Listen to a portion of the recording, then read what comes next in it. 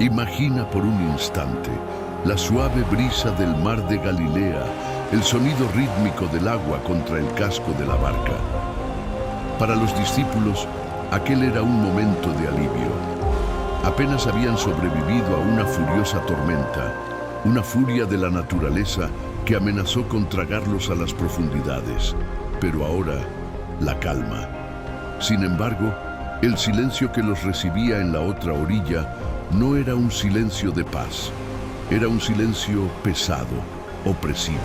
Estaban llegando a un lugar del que los hombres solían apartarse, un territorio que muchos consideraban maldito. Estaban llegando a la región de Gadara, y Jesús no los llevó hasta allí por casualidad. No enfrentó la tormenta para dar un paseo. Estaba en una misión de rescate en territorio enemigo. Muchos leen este pasaje bíblico y se concentran en el evento principal, el hombre poseído y los cerdos. Pero para entender la profundidad de lo que está a punto de suceder, primero debemos entender dónde sucedió. Aquel suelo, aquellas colinas, aquellas tumbas, todo era un escenario preparado para una de las más impresionantes demostraciones de autoridad espiritual jamás registradas. La tierra de Gadara no era solo un lugar en el mapa, era un bastión de las tinieblas. Según nos relata el Evangelio de Marcos, en el capítulo 5, llegaron a la otra orilla del mar, a la región de los Gadarenos. Este detalle es crucial. La otra orilla significaba salir del territorio judío y entrar en tierra gentil. Específicamente, Gadara formaba parte de la Decápolis, una liga de 10 ciudades profundamente influenciadas por la cultura y la religión grecorromana. Este no era un lugar donde se adoraba al Dios de Abraham, Isaac y Jacob. Era una tierra saturada de idolatría, de templos dedicados a dioses paganos y de prácticas que, para la ley judía, eran la definición misma de impureza. El aire que se respiraba allí no era solo el aire de una cultura extranjera, era el aire de un dominio espiritual opuesto a Dios. Y la prueba de ello estaba por todas partes, pastando tranquilamente en las colinas, una gigantesca manada de cerdos. Para un judío, el cerdo era el símbolo máximo del animal impuro. La existencia de una industria porcina tan grande allí era una declaración abierta. Este territorio no sigue las leyes de Dios. ¿Alguna vez te has sentido así? Como si estuvieras pisando un territorio donde tu fe es extranjera, un ambiente de trabajo, una situación familiar o incluso un lugar dentro de tu propia mente donde las tinieblas parecen haber establecido dominio, donde la esperanza parece no atreverse a entrar.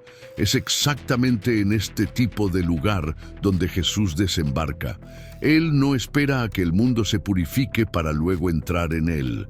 Él entra en la impureza para traer la purificación. Y el epicentro de ese dominio de las tinieblas no estaba en un palacio o en un templo, estaba entre los muertos. La Biblia dice que, tan pronto como Jesús bajó de la barca, un hombre, poseído por un espíritu inmundo, vino de los sepulcros a su encuentro. Piensa en el simbolismo de esto, los sepulcros. Para la cultura judía, el contacto con un cadáver o una tumba generaba una impureza ritual profunda. Era un lugar de desolación, de luto, el dominio de la muerte. Y era allí, en el lugar que simbolizaba la ausencia de vida y la separación de Dios, donde el enemigo había establecido su cuartel general en la vida de aquel hombre. Aquel hombre no estaba simplemente enfermo, era un prisionero de guerra, forzado a vivir en territorio enemigo, una valla publicitaria viviente de la opresión que dominaba aquella tierra. No tenía casa, no tenía familia, no tenía nombre, solo dolor. Intentaron sujetarlo con cadenas y grilletes, pero la fuerza sobrenatural que lo habitaba despedazaba el metal como si fuera hilo. Nadie podía someterlo. Era el terror de la región. De día y de noche vivía entre las tumbas y en los montes, gritando e hiriéndose con piedras. Era la imagen de la humanidad sin Dios, atormentada, aislada, sin rumbo y autodestructiva. Pero aquel día algo cambió. La soberanía desembarcó. La luz pisó las sombras. Aquel ataque demoníaco en el mar, la tormenta, fue solo la primera línea de defensa desesperada del enemigo. Satanás sintió que el rey estaba invadiendo su territorio e intentó impedírselo. Pero las olas y los vientos obedecieron a Cristo, y ahora el enfrentamiento sería cara a cara. La autoridad de Jesús no fue anunciada por trompetas o por un ejército de ángeles. Fue anunciada por sus pies tocando aquel suelo maldito. Y el reino de las tinieblas sintió el impacto. Desde las profundidades de aquel cementerio, desde las sombras de la muerte, la oscuridad se levantó para confrontar a la luz. Pero la fuerza que habitaba en aquel hombre era diferente a todo lo que los discípulos habían visto. No era solo un demonio, era un ejército, era una legión, y estaba a punto de manifestarse ante su creador y juez. El silencio opresivo de aquella tierra fue roto, no por un trueno ni por un terremoto, sino por un grito de pura agonía que resonaba por las colinas. Viniendo de entre las tumbas, la figura aterradora de aquel hombre corre hacia Jesús y sus discípulos. El cuerpo cubierto de cicatrices, los ojos salvajes, el cabello enmarañado. Era la personificación del caos, una fuerza de la naturaleza que despedazaba cadenas. Cualquier persona en su sano juicio habría huido. Los discípulos, hombres de fe y coraje, ciertamente sintieron un escalofrío recorrer su espalda. Pero Jesús no se movió, no retrocedió ni un solo paso. El Rey del Universo permaneció firme, como una roca contra la cual la tormenta estaba a punto de estrellarse. Y entonces sucede lo impensable. Aquella criatura de furia y poder incontrolable, al acercarse a Jesús, no ataca. Se detiene y se postra. Como nos dice Marcos, capítulo 5, versículo 6. Cuando vio a Jesús de lejos, corrió y se postró ante él. Entiende la profundidad de esto. El hombre, en su condición, no tenía control. Quien se postró allí no fue la voluntad del hombre, sino el reino de las tinieblas siendo forzado a doblar la rodilla. Era el reconocimiento obligatorio de la autoridad. El infierno se estaba inclinando ante el cielo. Y antes de que Jesús dijera una palabra, la voz que salió de aquel hombre no era humana.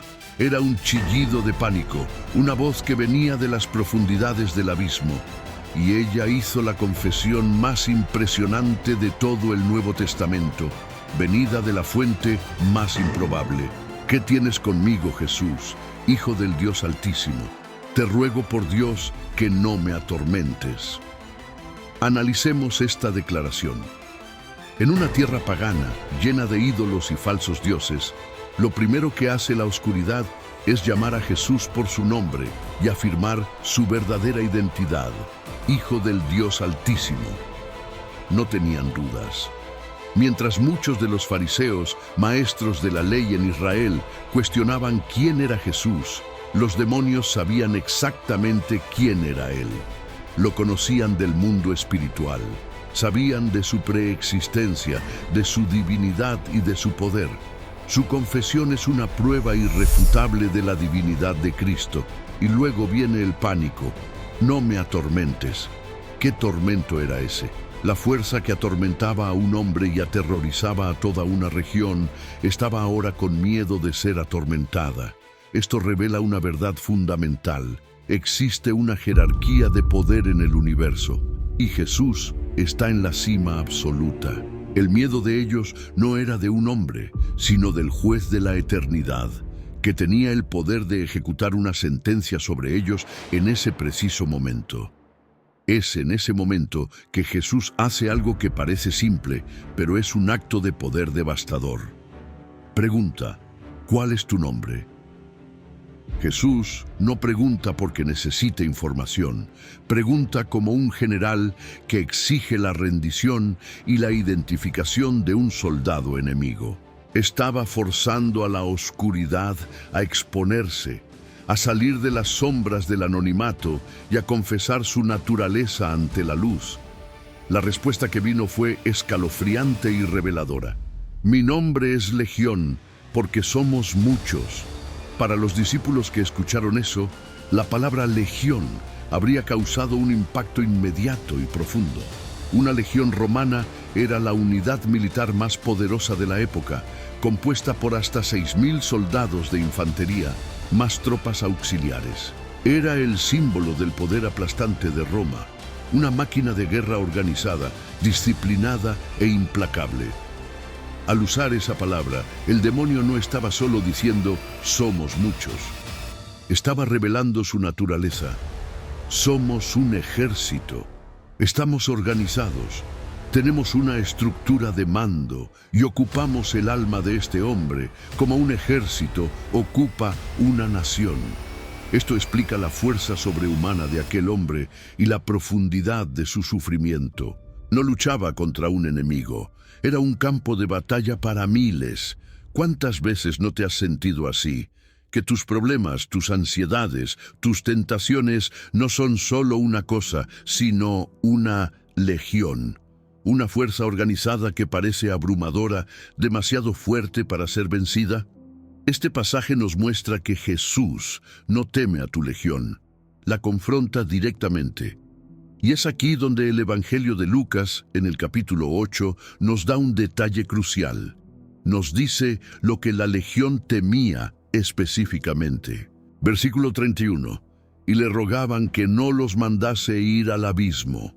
Esa palabra abismo o abisos en griego no es simplemente el infierno.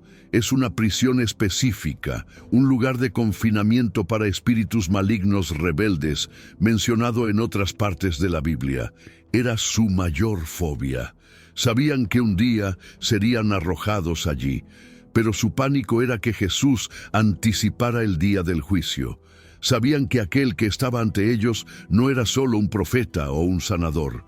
Era el único ser en el universo que tenía la llave del abismo y la autoridad para encerrarlos allí para siempre. La situación cambió por completo. La fuerza aparentemente invencible que dominaba Gadara estaba ahora desarmada, expuesta y suplicando. Su único recurso no era luchar, sino implorar. Y su súplica era extraña, desesperada, y nos lleva al corazón de nuestro misterio. La escena es casi surrealista. Un ejército de 6.000 entidades espirituales, una fuerza que rompía cadenas y aterrorizaba a toda una ciudad, está ahora de rodillas, no solo pidiendo, sino implorando por sus vidas. Saben que no tienen ninguna posibilidad en una confrontación directa con el Hijo de Dios. Su único temor es ser enviados al abismo, la prisión espiritual de la que no hay escapatoria. Y en medio de ese pánico hacen una de las peticiones más extrañas de toda la Biblia. Leemos en Marcos capítulo 5, versículo 12. Y le rogaron todos los demonios diciendo, envíanos a los cerdos para que entremos en ellos. Detente y piensa en esto. ¿Por qué los cerdos? De todas las opciones, ¿por qué suplicaron entrar en una piara de animales considerados impuros? Muchos leen esto como un simple deseo de evitar el tormento, un último recurso. Pero la verdad es mucho más profunda y revela la naturaleza misma del mal. Hay al menos 3 razones cruciales detrás de esta petición desesperada, y juntas pintan un cuadro completo de la estrategia demoníaca. La primera razón es la necesidad de un huésped. Los demonios son seres espirituales, pero son parásitos por naturaleza. Desean ardientemente habitar en un cuerpo físico para poder interactuar e influir en el mundo material. Sin un cuerpo, son como voces sin boca, como generales sin ejército. Están desincorporados. El teólogo C.S. Luis tocó este punto, sugiriendo que los espíritus caídos anhelan la fisicalidad que perdieron. Para ellos, estar desencarnado es un estado de tormento e impotencia. Por lo tanto, cualquier cuerpo, incluso el cuerpo de un animal impuro, era preferible a ser enviados al vacío del abismo. Era un acto de pura desesperación por mantener una presencia, por mínima que fuera, en el mundo físico. La segunda razón va más allá de la desesperación y entra en el corazón de su identidad, la naturaleza de la destrucción. El objetivo final de Satanás y sus demonios no es solo la rebelión, sino la destrucción de la creación de Dios. El nombre de Satanás en griego, Apolión, significa el destructor. Odian todo lo que Dios ama. Odian la vida, la belleza, el orden y sobre todo odian a la humanidad, que fue creada a imagen de Dios. La petición de entrar en los cerdos era la continuación de su misión. Si ya no podían destruir la obra maestra de Dios, el hombre, destruirían lo que estuviera a su alcance. Los cerdos representaban la economía de aquella región, el sustento de aquella gente. Al poseer y destruir la manada, no solo estaban encontrando un nuevo hogar, estaban planeando un último acto de caos y perjuicio. Querían dejar una marca de su paso, un rastro de ruina económica y social que pudiera de alguna manera disminuir el brillo de la liberación de aquel hombre. La maldad no se detiene, solo cambia de objetivo. Y esto nos lleva a la tercera y más estratégica razón, la más siniestra de todas, el deseo de crear rechazo hacia Jesús. Este fue un cálculo perverso. La legión conocía la mentalidad de aquel pueblo. Sabían que su economía dependía de aquella manada de cerdos. ¿Qué crees que sucedería si la llegada de aquel nuevo profeta resultara en una catástrofe financiera para toda la ciudad? Era una trampa espiritual. Al entrar en los cerdos y llevarlos a la destrucción, sabían que el pueblo de Gadara se enfurecería. Cambiarían la liberación de un alma humana por la pérdida de sus bienes materiales. Harían que el pueblo, al ver el perjuicio, le pidiera a Jesús que se fuera. Era un plan para que el propio pueblo rechazara a su libertador. Estaban intentando transformar el mayor milagro de aquella región en la razón por la cual la luz sería expulsada de allí. ¿Entiendes la sutileza del mal? No solo destruye, manipula, usa nuestras propias prioridades, nuestros miedos y nuestro amor al dinero para ponernos en contra de nuestra propia bendición. La petición por los cerdos no fue un acto de rendición, fue una última carta estratégica, un intento final de transformar una derrota aplastante en una victoria de relaciones públicas para el infierno. Estaban apostando a que, para el pueblo de Gadara, los cerdos valían más que un hombre. Y ahora, la decisión estaba en manos de Jesús. ¿Qué haría él? ¿Negociaría con el mal? ¿Caería en la trampa? La respuesta de Jesús no sería la de un negociador, sino la de un soberano. La legión hizo su petición. La trampa estaba tendida. Ofrecieron una alternativa al abismo, creyendo que podrían, de alguna manera, negociar los términos de su propia rendición y aún así causar destrucción. Esperaban una deliberación, quizás una vacilación. Lo que recibieron fue la soberanía en su forma más pura y aterradora. Jesús miró a la fuerza que se retorcía ante él. Conocía su deseo de un huésped, conocía su naturaleza destructiva y sabía, por encima de todo, su plan siniestro para usar la economía de aquella ciudad para que el pueblo lo rechazara. Y, sabiendo todo esto, dio su respuesta. No fue un discurso, no fue una negociación, fue una sola palabra. Una palabra cargada con el poder que creó los mundos, una palabra que selló el destino de aquella legión. Como dice el Evangelio de Marcos 5:13, y luego Jesús les dio permiso. En otras versiones, La palabra es aún más directa e imperativa. Id, id. Vayan. El permiso de Jesús no fue un acto de debilidad, sino de autoridad absoluta. No estaba cediendo a una petición, estaba emitiendo una orden. En ese mandato, Jesús estaba simultáneamente juzgando a los demonios y usando el plan perverso de ellos para revelar tres verdades eternas. En el instante en que la palabra salió de la boca de Cristo, los espíritus inmundos dejaron al hombre. Y entonces el caos estalló en la colina. Imagina la escena. El sonido ensordecedor de 2000 cerdos en pánico, el suelo temblando bajo el impacto de 8000 pezuñas, una avalancha de carne y furia descendiendo por el acantilado hacia las aguas del mar de Galilea. Los hombres que cuidaban la manada solo podían mirar, horrorizados e impotentes. Aquello no era un comportamiento animal normal, era una posesión en masa, una locura colectiva.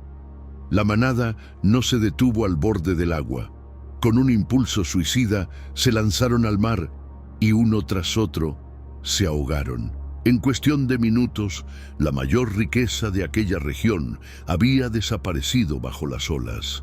El silencio que siguió debe haber sido más impactante que el ruido. ¿Qué acababa de suceder? Primero, Jesús proporcionó una prueba física e innegable de la liberación. Nadie podía ver a los demonios dejando al hombre. Era un evento invisible, pero todos podían ver 2000 cerdos muertos en el agua. La destrucción de la manada fue el recibo. Fue la evidencia visible e impactante de que una transacción espiritual de poder inmenso había ocurrido. El mal que estaba en aquel hombre era real y su expulsión tuvo consecuencias reales y visibles. Segundo, Jesús expuso la verdadera naturaleza del mal. ¿Qué fue lo primero que hizo la legión al recibir un nuevo huésped? Lo llevaron a la destrucción inmediata. No pastaron pacíficamente, no esperaron. Su esencia es la aniquilación. Esta es la lección para todos nosotros. El objetivo final del enemigo en tu vida nunca es solo tentarte o usarte, es destruirte. El mal siempre destruye el recipiente que lo acoge. Aquel rebaño se convirtió en una parábola viviente del destino final del pecado. Y tercero, y más importante, Jesús demostró el valor infinito de un alma humana. El pueblo de Gadara estaba a punto de ser confrontado con una elección. Al permitir la destrucción de los cerdos, Jesús estaba planteando una pregunta ante ellos y ante nosotros. ¿Qué vale más? ¿Toda la economía de una región o la restauración de un solo hombre, hecho a imagen y semejanza de Dios, que estaba perdido y atormentado? Para Jesús, la respuesta era obvia. La vida de aquel hombre valía más que todo. Para él, tu vida, tu alma, vale más que todas las riquezas de este mundo. Los pastores de los cerdos, aterrorizados, huyeron. Corrieron a la ciudad y a los campos, contando a todos lo que había sucedido. La noticia se extendió como el fuego.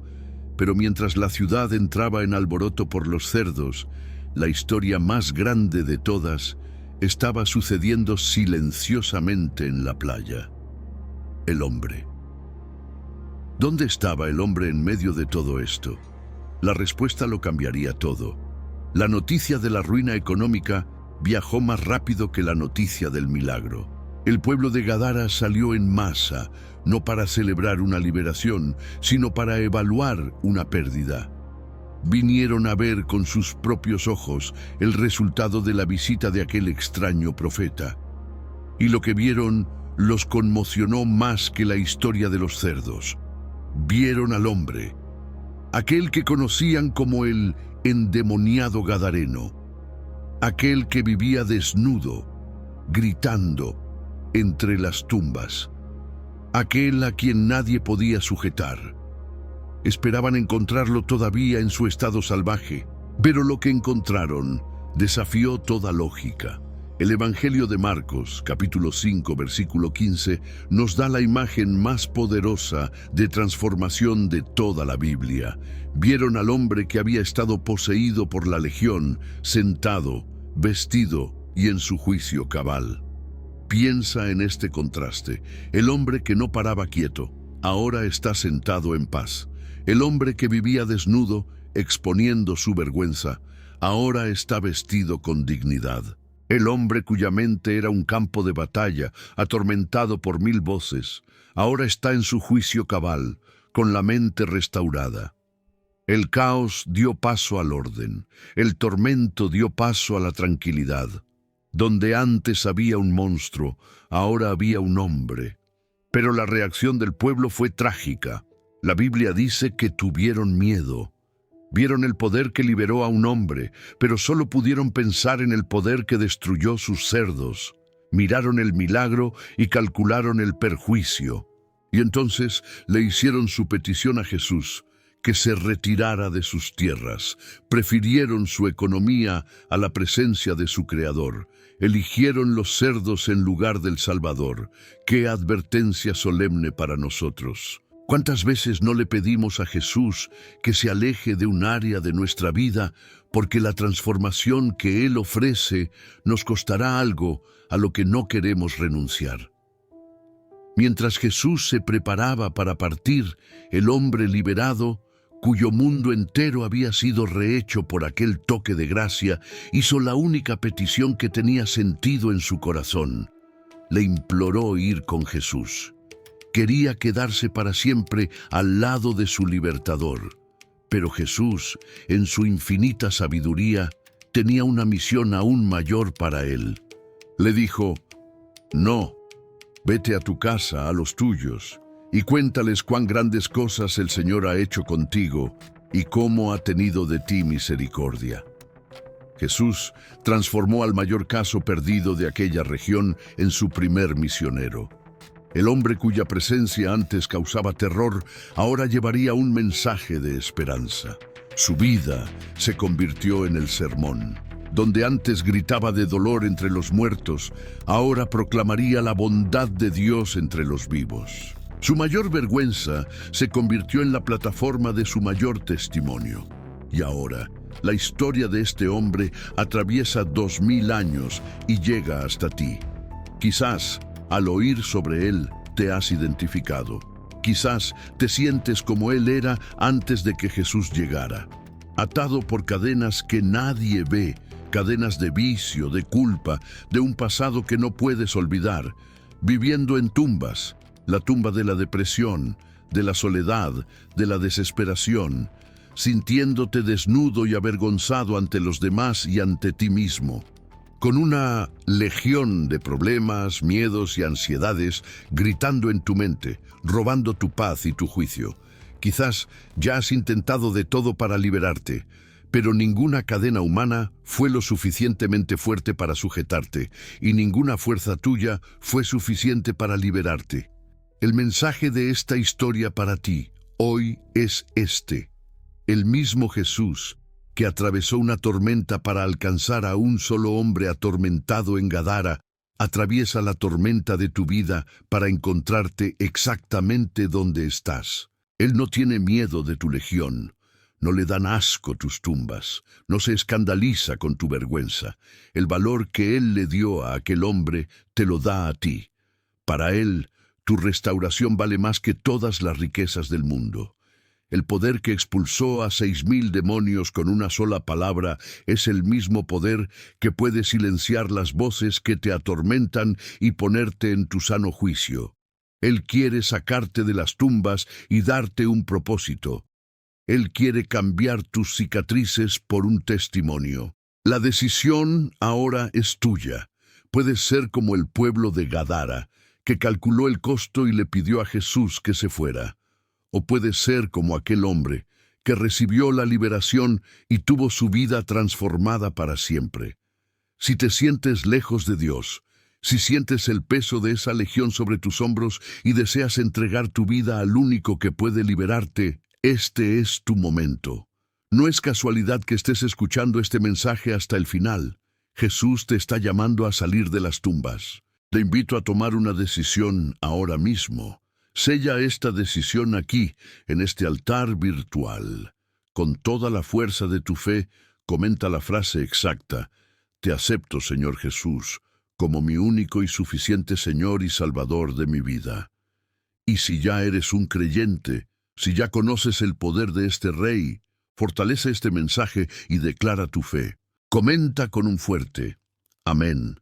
Que la paz de aquel hombre en Gadara, la paz de estar sentado a los pies de Jesús, vestido y en su sano juicio, inunde tu corazón y tu casa, ahora y para siempre.